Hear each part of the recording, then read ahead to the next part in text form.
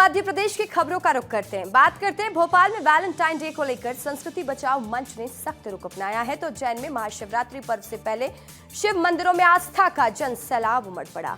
शहडोल में वार्डन की प्रताड़ना से छात्राएं परेशान, इतनी परेशान कि कलेक्ट्रेट तक पहुंचना पड़ा उन्हें। भोपाल में बीते दिन जब बक्से में युवती की लाश मिली तो उस घटना ने सनसनी मचा दी। घटना का जब पर्दाफाश हुआ, कई राज निकले तो और चौंका देने वाले खुलासे हुए। सागर में शादी की खुशियां मातम में बदल गई। देखिए मध्य प्रदेश में क्या हुआ, आपके शहर में क्या हुआ। आपके शहर आपका रिपोर्टर में आपको आपका रिपोर्टर बता रहा है। भोपाल में वैलेंटाइन डे को लेकर संस्कृति बचाओ मंच ने होटलों और पार्कों में निगरानी के लिए 15 टीमें गठित की हैं। संस्कृति बचाओ मंच के प्रदेश अध्यक्ष ने स्पष्ट तौर पर कहा है कि किसी भी हालत में अश्लीलता बर्दाश्त नहीं की जाएगी।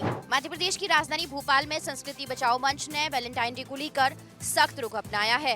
मंच ने पार्कों, होटलों में निगरानी के लिए 15 टीमें गठित की हैं। उनका उद्देश्य है कि किसी भी सार्वजनिक स्थान पर अश्लीलता और नग्नता ना हो। संस्कृति बचाओ मंच के अध्यक्ष चंद्रशेखर तिवारी का कहना है कि प्रेम का कोई दिन नहीं होता, उनका विरोध केवल अश्लीलता के खिलाफ है। मंच ने पार्कों और होटलों में वैलेंटाइन डे के दौरान विशेष निगरानी रखने के लिए तैयारियां पूरी की हैं। भोपाल में वैलेंटाइन डे को लेकर निगरानी अभियान को लेकर अब विवाद गहरा गया है। न सिर्फ भोपाल में बल्कि प्रदेश भर के अलग अलग जिलों में भी अब हिंदू संगठनों ने 14 फरवरी यानी वैलेंटाइन डे को लेकर प्रेमी जोड़ों को चेतावनी जारी की है कि अगर वो किसी भी सार्वजनिक स्थान पर नजर आते हैं तो या तो उनकी लाठी डंडों से पिटाई की जाएगी और तत्काल मौके पर ही उनकी शादी करा दी जाएगी। मध्य प्रदेश की धार्मिक नगरी उज्जैन में यूं तो कण कण में बसते हैं महादेव और उज्जैन का अति प्राचीन मंदिर है ऋण मुक्तेश्वर मंदिर, जहां पर आस्था का जन सैलाब उमड़ता है। महाशिवरात्रि पर्व से पहले शिव मंदिरों में आस्था का जन सैलाब उमड़ रहा है और श्रद्धालुओं की खास आस्था का केंद्र बना हुआ है। ऋण से मुक्ति दिलाने वाले भगवान ऋण मुक्तेश्वर महादेव देश के हर कोने से श्रद्धालु यहाँ अर्जी लेकर पहुँचते हैं। मान्यता है कि जो सच्चे मन से यहाँ प्रार्थना करता है उसे महादेव कर्ज और जीवन के दुखों से मुक्ति दिलाते हैं। ऋण मुक्तेश्वर महादेव मंदिर 2 प्रमुख स्थानों पर स्थित है। पहला कुंभ नगरी उज्जैन में और दूसरा तीर्थ नगरी ओंकारेश्वर में। पौराणिक मान्यताओं के अनुसार आर्थिक ऋण और जीवन के कष्टों से मुक्ति दिलाने वाला माना जाता है। आस्था, विश्वास और भक्ति का ये संगम, जहाँ लोग कर्ज से मुक्ति ही नहीं बल्कि जीवन की परेशानियों से राहत की उम्मीद लेकर पहुंचते हैं। दूर दराज से भक्तगण यहाँ आकर अर्जी लगाते हैं और बाबा महाकाल से और ऋण मुक्तेश्वर महादेव से अर्जी लगाकर मन्नतें मांगते हैं। इसीलिए लाखों लोग यहाँ पर आकर श्रद्धा भाव के साथ दर्शन करते हैं। शहडोल में वार्डन की प्रताड़ना से छात्राएं परेशान हैं, इतनी परेशान कि वार्डन की शिकायत करने के लिए इन छात्राओं को कलेक्ट्रेट कार्यालय तक जाना पड़ गया।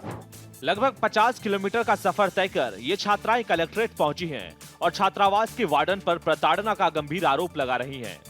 मामला शहडोल जिले के सीनियर आदिवासी कन्या आश्रम गोपारू का है।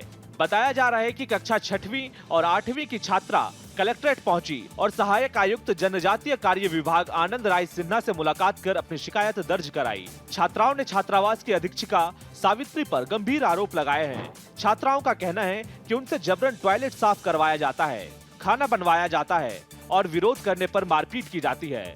प्रताड़ना से तंग आकर छात्राओं ने न्याय की मांग की है। मामले को गंभीरता से लेते हुए सहायक आयुक्त आनंद राय सिन्हा ने जांच कर उचित कार्यवाही का आश्वासन भी दिया।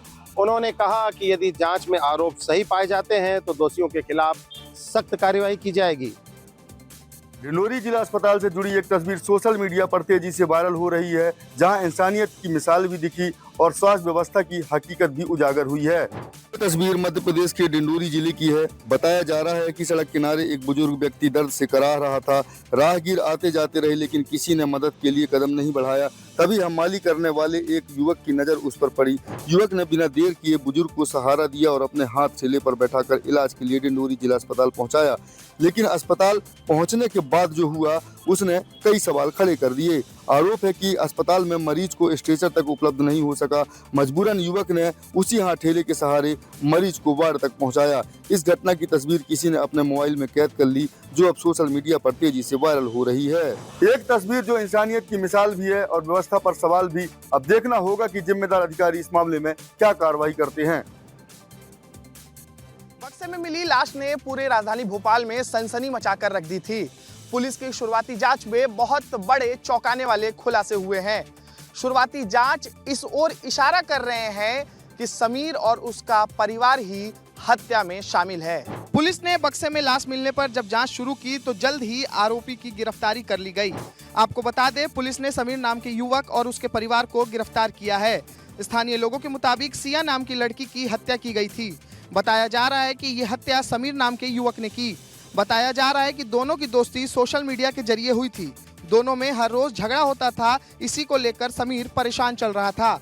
आरोपी समीर ऑटो रिक्शा चलाने का काम करता है। आरोपी के बारे में बताया जा रहा है कि वो हाउसिंग बोर्ड के क्वार्टर में रहता है। आज पुलिस ने सुबह 6 बजे समीर और उसके परिवार को पकड़ा है। पड़ोसियों का कहना है कि जिस लड़की की हत्या की गई उसका पहले ही तलाक हो चुका था। वहीं आरोपी समीर की भी पहले से 2 शादियां हो चुकी है। पुलिस समीर और उसके पूरे परिवार से गहन पूछताछ कर रही है।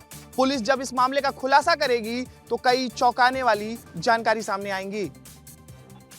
ग्वालियर से एक बेहद संवेदनशील मामला सामने आया है, जहां जिंदगी और मौत के बीच जूझ रहे 9 साल के मासूम ने अपने खून से पत्र लिखकर केंद्रीय मंत्री ज्योतिरादित्य सिंधिया से न्याय की गुहार लगाई है।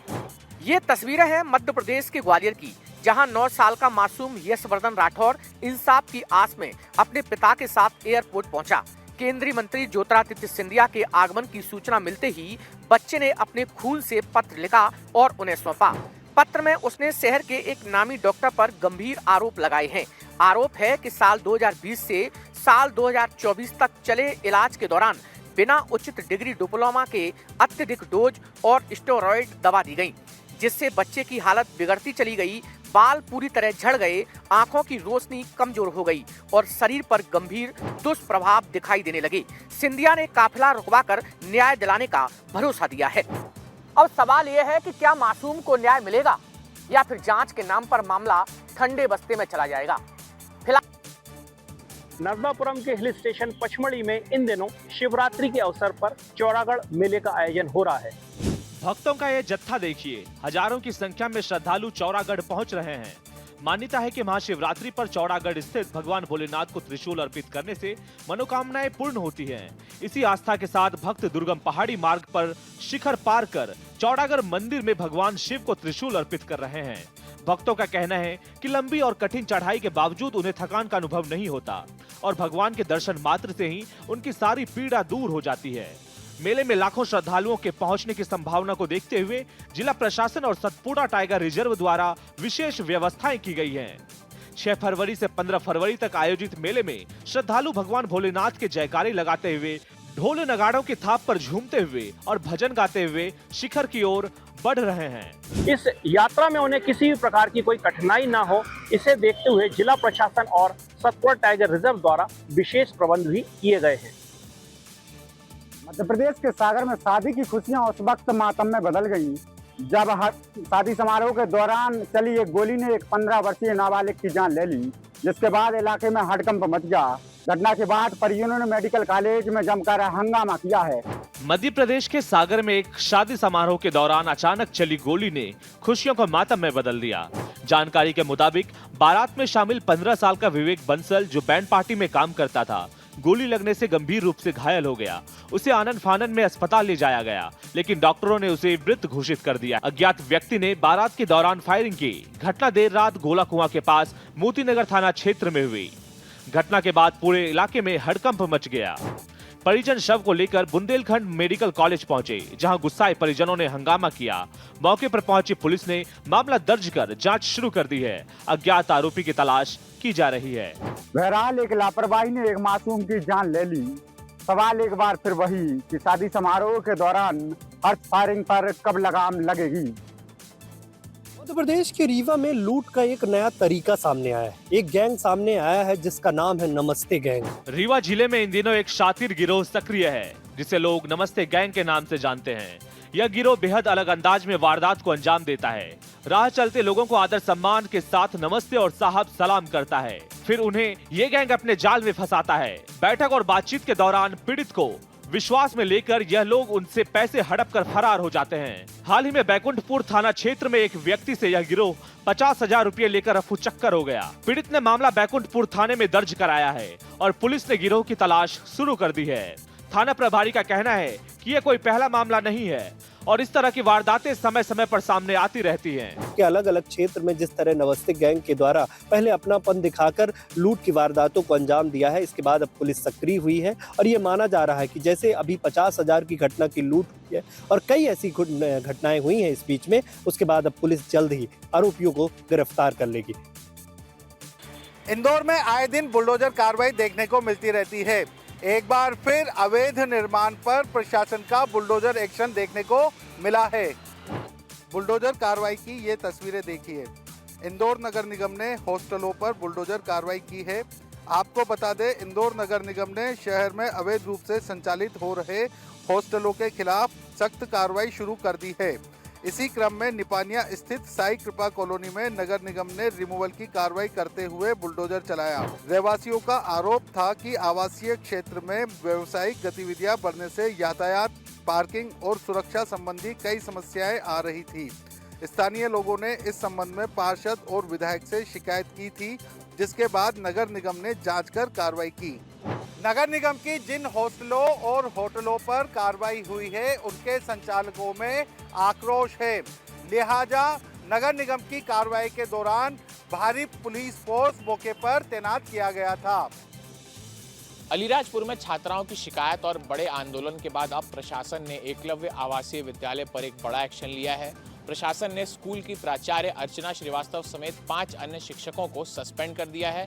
साथ ही हॉस्टल के वार्डन को भी सस्पेंड कर दिया गया है। एकलव्य आवासीय विद्यालय अम्बुआ में पिछले 2 दिनों से छात्र और छात्राएं अपने मुद्दों को लेकर आंदोलन कर रहे थे।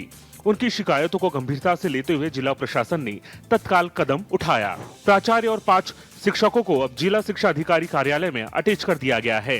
हॉस्टल वार्डन को सस्पेंड कर दिया गया है। प्रशासन का यह कदम छात्राओं की सुरक्षा और उनके अधिकारों की रक्षा को सुनिश्चित करने के लिए उठाया गया है। अधिकारियों का कहना है कि निष्पक्ष जांच पूरी होने तक कोई और कार्रवाई भी की जा सकती है। इस मामले ने यह स्पष्ट कर दिया कि छात्राओं की शिकायतों को गंभीरता से लिया जाएगा और शिक्षा संस्थानों में बच्चों की सुरक्षा सर्वोच्च प्राथमिकता है। अलीराजपुर के एकलव्य आवासीय विद्यालय पर जिला प्रशासन द्वारा लिया गया ये एक्शन ये सुनिश्चित करता है कि प्रशासन छात्र और छात्राओं की भयमुक्त शिक्षा हेतु सुनिश्चित है और लगातार प्रयास कर रहा है।